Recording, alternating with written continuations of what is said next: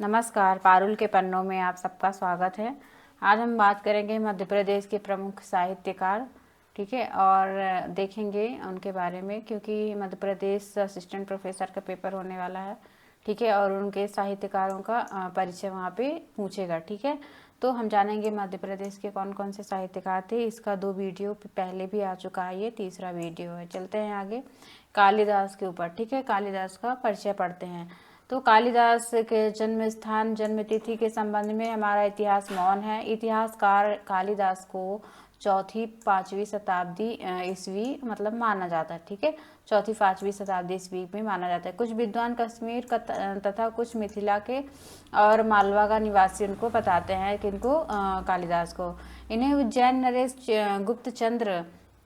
गुप्त शासक चंद्रगुप्त विक्रमादित्य के दरबार के नवरत्नों में एक माना जाता है। किसको? कालिदास को। तो विक्रमादित्य है ना, चंद्रगुप्त विक्रमादित्य के नवरत्नों में से एक थे कालिदास। यद्यपि कुछ विद्वान संस्कृत नाटककार अश्वघोष से प्रभावित उनकी रचनाओं के आधार पर उनकी पहली शताब्दी, पहली ईस्वी मानते हैं। मालव नरेश विक्रमादित्य के दरबार के पंचरत्नों में एक माने जाते हैं। तो कुछ लोग इनका जन्म जो है पहली शताब्दी मानते हैं और कुछ लोग इनका जन्म चौथी शताब्दी मानते हैं, ठीक है। तो इसमें अभी आगे चलते हैं। कालिदास की कुछ रचनाएं हैं। तो कालिदास के साथ प्रमाणित रचनाएं मिलती हैं, जिनके तीन नाटक तथा 4 काव्य हैं, ठीक है। तो 3 नाटक हैं इनके और 4 काव्य हैं। तो नाटकों की संख्या कौन कौन सी है? तो अभिज्ञान शाकुंतलम भी बहुत ही फेमस नाटक है ना। अभिज्ञान शाकुंतलम, विक्रमोर्वशीयम और मालविका मित्रम, ठीक है, ये नाटक है। तो ये कालिदास रचनाएं तो सबको पता रहती है, पर अगर पूछ देगा कि खंड काव्य कौन है, महाकाव्य और नाटक, तो नाटकों को आप ऐसे याद रखेंगे कि अभिज्ञान शाकुंतलम सबको पता है ना। विक्रमोर्वशीयम और मालविका मित्रम, ये तीनों ही नाटक हैं, ओके। खंड काव्य कौन कौन से हैं? मेघदूत और ऋतु संहार, है ना। मेघ ऋतु खंड हैं, मतलब खंड काव्य कौन कौन से? मेघदूत और ऋतु संहार। महाकाव्य किसको? रघुवंश, कुमार और रघुवंश जो है महाकाव्य है, ठीक है। तो महाकाव्य को आप याद करें।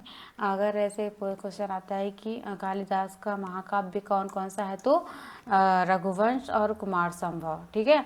उनकी सर्वश्रेष्ठ कृतियाँ अभिज्ञान शाकुंतलम की विषय वस्तु राजा दुष्यंत और शकुंतला से संबंधित है, ठीक है। आगे चलते हैं। इसमें दुष्यंत और शकुंतला का मिलन या प्रणय का संबंध दिखाया गया है अभिज्ञान शाकुंतलम में। इसमें प्रणय दृश्य में मौलिकता और इसमें मानवीय भावनाओं का अद्भुत चित्रण हुआ है। यह संस्कृत की पहली रचना थी जिसका अंग्रेजी में अनुवाद किया गया। ये पहली रचना थी, संस्कृत में थी, ठीक है, जिसका अंग्रेजी में अनुवाद किया, जिसे पढ़कर जर्मन कवि गेटे, है ना, अत्यंत प्रभावित हुए थे। तो इसका अंग्रेजी में अनुवाद हुआ था। रघुवंश का विषय जो है रामायण से लिया गया है ना। रघुवंश का विषय रामायण से लिया गया है, जबकि कुमार संभव में शिव पार्वती की विवाह एवं कार्तिकेय की जन्म से संबंधित कहानी है। तो रघुवंश और कुमार संभव दोनों महाकाव्य है, जिसमें ये रामायण से संबंधित है और इसमें शिव पार्वती की कथा है, ठीक है। नाटक क्या है? मालविका मित्रम, ये शुंग वंश का इतिहास इसमें मिलता है नाटक में।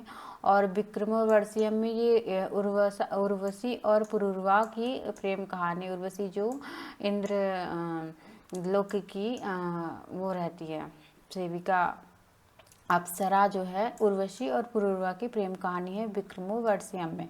उनका खंड का मेघदूत संस्कृत काव्यों में विशिष्ट है ना, सर्वांगपूर्ण और लोकप्रिय है।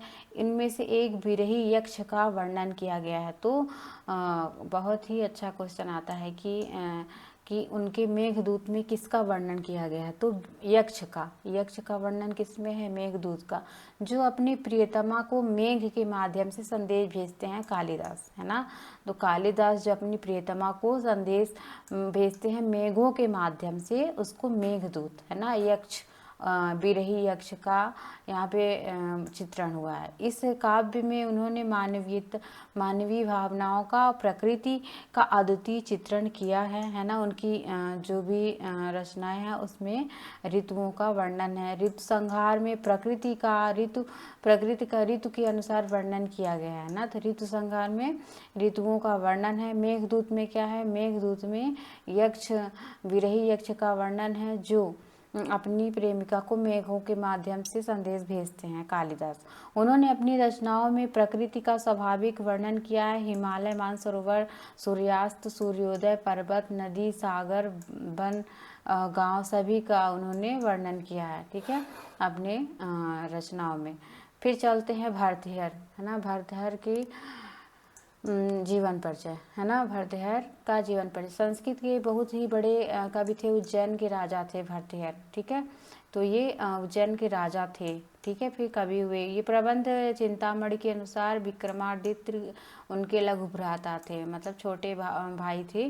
भर्तृहरि के ने रानी पिंगला के सौंदर्य से प्रभावित होकर उनसे तीसरा विवाह किया था, है ना। भर्तृहरि ने तीसरा विवाह किया पिंगला से, और कालांतर में पिंगला को चरित्रहीनता पर पता चलते उन्होंने राज त्याग दिया था, है ना, और अपने राज से त्याग दे दिया। और विद्वान भर्तृहरि राजा साहित्यकार भर्तृहरि में अंतर करते हैं, है ना। कुछ विद्वान जो हैं वो राजा भर्तृहरि और साहित्यकार भर्तृहरि में अंतर करते हैं। कुछ लोगों ने गोरखनाथ का चेला ही माना है ना। भर्तृहरि को गोरखनाथ का चेला मान। संभवतः यही भर्तृहरि जो है लोक में भर्तृहरि के नाम से जाने गए, है ना। भर्तृहरि के गीत जो भी आते हैं, ठीक है। इसी इतिहास में भर्तृहरि को व्याकरण, न्याय, मीमांसा शास्त्रों का विद्वान माना जाता है। तो भर्तृहरि को क्या माना जाता है? व्याकरण, न्याय और न्याय मीमांसा का विद्वान भर्तृहरि को माना जाता है, ठीक है, विद्वानों के अनुसार। व्याकरण आचार्य के रूप में प्रसिद्ध हैं। उनके नाम से उज्जैन और बनारस के निकट दो प्राचीन गुफाएं भी मिलती हैं। भर्तृहरि की गुफाएं मिलती हैं कहाँ? एक उज्जैन में भर्तृहरि की गुफाएं हैं और बनारस में, ठीक है, तो उनके नाम से मिलती हैं। उनकी प्रमुख रचनाएं हैं श्रृंगार शतक, नीति शतक, वैराग्य शतक, है ना। श्रृंगार, भर्तृहरि ने श्रृंगार किया, नीति और वैराग्य। पहले उन्होंने श्रृंगार किया, फिर नीति की बातें की, फिर उनको वैराग्य हो गया, ठीक है। ऐसे याद करेंगे कि श्रृंगार किया, फिर नीति की बातें की, फिर उनको वैराग्य हो गया, किसको? भर्तृहरि को। आगे चलते हैं। भर्तृहरि ने श्रृंगार शतक में श्रृंगार का जो सूक्ष्म विश्लेषण किया है वह अद्भुत है। उनके श्रृंगार शतक का आरंभ नारियों के सौंदर्य का चित्रण ऋतु श्रृंगार से, ऋतुओं के, मतलब उनका जो श्रृंगार शतक है, श्रृंगार शतक का आरंभ नारियों के सौंदर्य चित्रण एवं ऋतुओं के अनुसार बदलने वाले प्रेमोद्वेष और उनकी परिणति में अंतर होता है, ठीक है। नीति शतक क्या है? तो श्रृंगार शतक में आप क्या जानेंगे? सूक्ष्म विश्लेषण किया गया है श्रृंगार का, वह अद्भुत है। उनके श्रृंगार शतक में नारियों के सौंदर्य का चित्रण ऋतुओं के अनुसार है ना। और जो नीति शतक में विद्या सज्जनता का उत्कृष्ट वर्णन प्रतिपादित किया गया है। तो नीति शतक में नीति की बातें मतलब विद्या से संबंधित हैं, श्रृंगार शतक में स्त्रियों से संबंधित हैं। और वैराग्य क्या है? तो वैराग्य में शांति और आनंद की बात कही गई है, ठीक है। शांति और आनंद प्रदान करता है वैराग्य, जो आत्मा का परमात्मा या ब्रह्म से मिलान करती है। वे कवि से पहले सिद्ध और संत थे।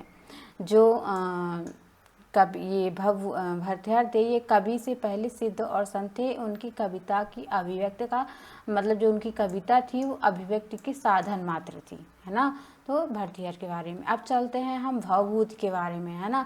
तो भवभूति का जीवन परिचय देखते हैं। भवभूति का समय 8वीं शताब्दी ईस्वी माना जाता है, क्योंकि 8वीं ईस्वी से ही वामन और 9वीं ईस्वी राजशेखर ने उनके संदर्भ में दिए गए भवभूति का जन्म पदमपुर माना था। तो राजशेखर और वामन है ना। राजशेखर बामन, इनका जन्म पदमपुर मानते हैं, 8वीं शताब्दी। भवभूति कब आए? 8वीं शताब्दी में। भवभूति के पिता का नाम नीलकंठ था, माता का नाम जातुकर्णी था। ठीक है, भवभूति के पिता का नाम था नीलकंठ, माता जातुकर्णी, इनके पितामह का नाम था भट्ट गोपाल, है ना, भट्ट गोपाल। जबकि गुरु का नाम था ज्ञान निधि। तो भवभूति के गुरु का क्या नाम था? ज्ञान निधि था। भवभूति का मूल नाम श्रीकंठ था, है ना, मूल नाम जो था भवभूति के एक नाम था श्रीकंठ के नाम से वो जाने जाते थे, बाद में भवभूति हुए। दार्शनिक रूप से अम्बेडकर के नाम से प्रसिद्ध हुए। अम्बेडकर किसका नाम था? तो भवभूति का नाम था, श्रीकंठ नाम था भवभूति का। निवास उज्जैन में बताया गया है। भवभूति के 3 प्रसिद्ध नाटक है ना, भवभूति के 3 प्रसिद्ध नाटक हैं। इनका निवास स्थान उज्जैन है, मध्य प्रदेश के उज्जैन में। ठीक है, महावीर चरित्र, मालती माधव, उत्तर रामचरित। महावीर चरित, महावीर, मालती माधव, उत्तर रामचरित। भवभूति के 3 नाटक हैं, तीनों नाटक हैं, महावीर चरित, मालती माधव, उत्तर रामचरित। ठीक है, आगे चलते हैं। मालती माधव यह एक प्रकरण ग्रंथ है। इसमें मालती तथा माधव के प्रेम बड़े ही सुंदर ढंग से दिखाया गया है मालती माधव में। मालती माधव में ही नाटक में एक छात्रा है और छात्र उज्जैन के दरबार के एक मंत्री की कन्या है जो मालती, उसके प्रेम का वर्णन किया गया है मालती माधव में। महावीर चरित्र क्या है? महावीर चरितम में ये 7 अंकों का नाटक है। ठीक है, इसमें अंकों की संख्या 7 है। इसमें मर्यादा पुरुषोत्तम श्री राम जी का राज्याभिषेक से लेकर मतलब उनका घटना का वर्णन है, किस प्रकार उनका राज्याभिषेक होता है ना। और महावीर चरितम में रामायण पर आधारित है। जो महावीर चरितम है रामायण, उत्तर रामचरित जो है मतलब महावीर और अयोध्या के राजा सिंहासन वासीन समाप्त, मतलब जो महावीर चरितम है इसमें राजा राम के अभिषेक का वर्णन है। उसके बाद सीता वनवास जाती हैं, किस प्रकार आती हैं, है ना, तो उसका वर्णन इसमें महावीर चरितम में किया गया है।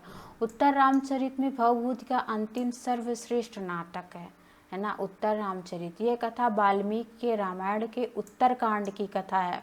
उत्तर रामचरित में उत्तर कांड की कथा, ऐसे याद रखिए। उत्तर रामचरित में वाल्मीकि का जो रामायण है उसमें उत्तर कांड का चित्रण है, तो उसी का उत्तर रामचरित में प्रस्तुत किया गया है। ठीक है, कथा का आधार राम का उत्तम चरित्र है। उत्तर रामचरित का आधार क्या है? तो राम के उत्तम चरित्र का वर्णन किया गया है। उत्तर रामचरित्र ही भवभूति की प्रौढ़ रचना है। इसमें भवभूति की नाट्य कला और काव्य कला दोनों ही पूर्ण परिपाक है। संस्कृत साहित्य में जहाँ कालिदास की तुलना शेक्सपियर से की जाती है, वहीं भवभूति की तुलना मिल्टन से की जाती है। ठीक है, संस्कृत साहित्य में जहाँ कालिदास की तुलना शेक्सपियर से की गई है, वहीं भवभूति की तुलना मिल्टन से की गई है। ठीक है, आगे चलते हैं। बाणभट्ट, है ना, तो बाणभट्ट सोन नदी के किनारे इनका जन्म पुराणों में मिलता है। जैसे 7वीं शताब्दी, इनका जन्म 7वीं शताब्दी माना जाता है। तो 7वीं शताब्दी बाणभट्ट संस्कृत गद्यकार के कवि कहे जाते हैं। राजा हर्षवर्धन के आस्था कवि थे, मतलब हर्षवर्धन के समय में बाणभट्ट थे। बाणभट्ट का जन्म सोन नदी के किनारे प्रीतिकूट ग्राम में हुआ था। प्रीतिकूट ग्राम सोन नदी के किनारे। वे हर्षवर्धन के दरबार में थे। हर्षवर्धन के पराक्रमों का वर्णन किया करते थे। बाणभट्ट 2 प्रामाणिक ग्रंथ हैं, मतलब उनके 2 प्रामाणिक कृतियां हैं। एक हर्षचरित्र है ना, दूसरे ये एक हर्षचरित्र जो ऐतिहासिक उपन्यास है जिसमें हर्षवर्धन के जीवन का कुछ विवरण दिया गया है हर्षचरित्र में। तो हर्षचरित्र किसका है? हर्षचरित्र बाणभट्ट का है। दूसरी कादम्बरी है ना, दूसरा कादम्बरी जिसमें एक राजकुमारी के भाग्य का वर्णन किया गया है ना। और कादम्बरी की कथा वस्तु अत्यंत ही जटिल है। कादम्बरी विश्व का पहला उपन्यास माना जाता है। दोनों ही उपन्यास है। कादम्बरी पूर्ण होने से पहले बाणभट्ट का देहांत हो गया। उनके पुत्र पुलिन भट्ट ने कादम्बरी को पूरा किया। दोनों ग्रंथ संस्कृत साहित्य के महत्वपूर्ण ग्रंथ माने जाते हैं। और इनका जो भी बाणभट्ट का है तो ये प्रमाणित पुस्तकों में इनके जन्म का, इनके ग्रंथों का चित्रण माना जाता है। बाण संस्कृत के सर्वश्रेष्ठ गद्यकार माने जाते हैं। गद्य शैली के लिए उन्होंने पांचाली शैली का प्रयोग किया है। ठीक है, पांचाली शैली का प्रयोग किया है बाण भट्ट ने। ठीक है, धन्यवाद। अगर आपको क्लास अच्छी लगती है तो आप शेयर करें, लाइक करें। ठीक है, धन्यवाद।